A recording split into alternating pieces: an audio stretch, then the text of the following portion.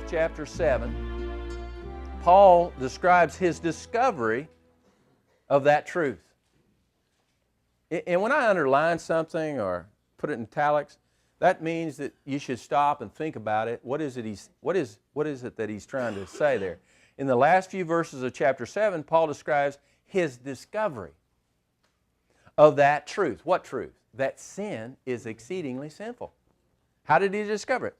That simply receiving the atonement sacrifice of Yeshua, the sin offering of Leviticus 9, with rebirth, was not sufficient to remove that which was sinful from him. As he finally apprehends and declares, "O wretched man that I am." What brought him to that conclusion? He saw sin as exceedingly sinful. He just saw sin as we see sin. Sin, that's bad stuff. That's bad. That's bad. Yeah, it isn't a revelation until sin becomes exceedingly sinful. Isn't that an elevation? Isn't that a elucidation? Out of illumination into elucidation? See, so when I say that Paul just found out that the sin offering of Leviticus 9 wasn't sufficient to get him to the understanding of the exceedingness of sin, I speak of the sin offering that has to do with the consecration offering, which has to do with the side of the atonement of the Messiah, the redemption side. Here he sees sin. Here Leviticus 9 speaks of in that the first offering is the sin offering. In the consecration procedure of offerings, sin offering is the first offering. And that has to do and deals with redemption, and it has to do with the blood. Okay. And I don't want to speak too much about it right now because I speak about it several more times in the notes. But I want to know if you're with me. If somebody's not with me, if they don't understand what I'm saying, I'd like to know. Because I'm hoping that I can move out of this arena that I've been in for weeks and go into something else. But I don't want to go until I feel like we all have this foundational understanding of the two-part application of the atonement of the Messiah in all of its meaning. Not just, yeah, it's two-part, but then not remember or can't figure out how it is two-part. It should be grounded enough that you can verbatim talk about it. It's key and important in not in debating other people, but debating the devil. Because the devil comes to debate, and you got to shut him up. This revelation of Paul is typed in the death of Nadab and Abihu in that they offered up strange fire. Or in other words, a type of service to draw nigh unto him. That's what the consecration service was about. Other than what God had prescribed. And in explanation of their death, Moses declared in Leviticus 10:3a, this is what the Lord meant when He said, I will be sanctified in them. In them that come nigh me. And before all the people I will be glorified. You know what?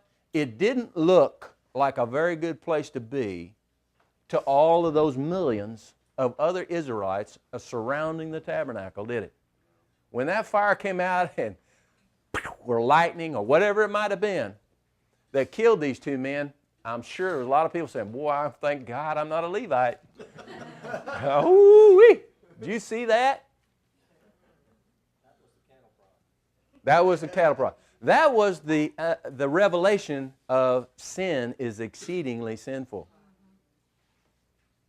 Now Leviticus 9:7-21. We're a little earlier today. Let's read it. It's not that much. Leviticus 9. I don't think I'm going to comment on any of it as I read it, so I'll read it. Leviticus 9:7. And Moses said unto Aaron, this is the lesson today. It's in this lesson. It's in these two chapters.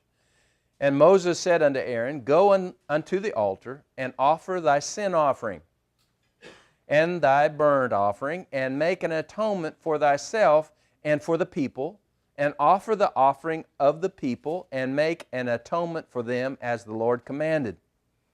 Aaron therefore went unto the altar, and slew the calf of the sin offering, which was for himself. And the sons of Aaron brought the blood unto him, and he dipped his finger in the blood, and put it upon the horns of the altar, and poured out the blood at the bottom of the altar. Now, I'd love to speak about that a little bit more in depth. I'll just touch on it. In other words, he took the blood of the animal, and he dipped his fingers in it, and he put it on the four horns of the brazen altar that's in the outer court.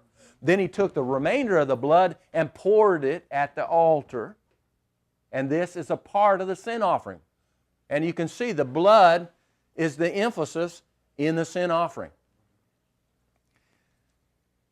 And the sons, verse 9 again, and the sons of Aaron brought the blood unto him, and he dipped his finger in the blood, and put it upon the horns of the altar, and poured out the blood at the bottom of the altar.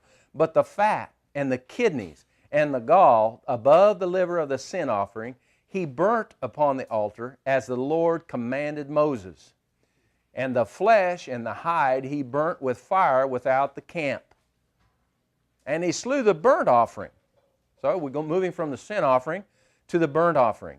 And he slew the burnt offering, and Aaron's sons presented unto him the blood which he sprinkled around about upon the altar, as they presented the burnt offering unto him, with the pieces thereof, and the head, and the burnt off, and he burnt them upon the altar.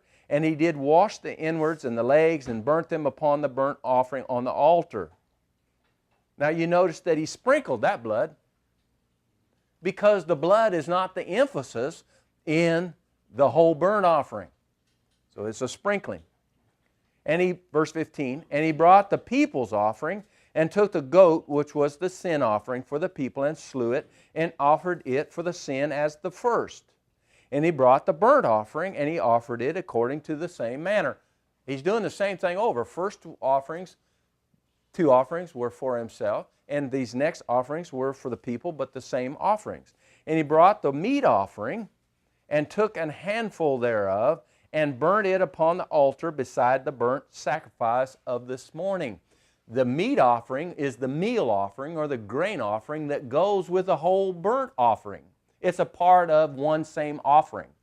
It's not two different offerings. The whole burnt offering includes the animal is burnt, and it also includes the bloodless grain offering. It's a part of the whole burnt offering.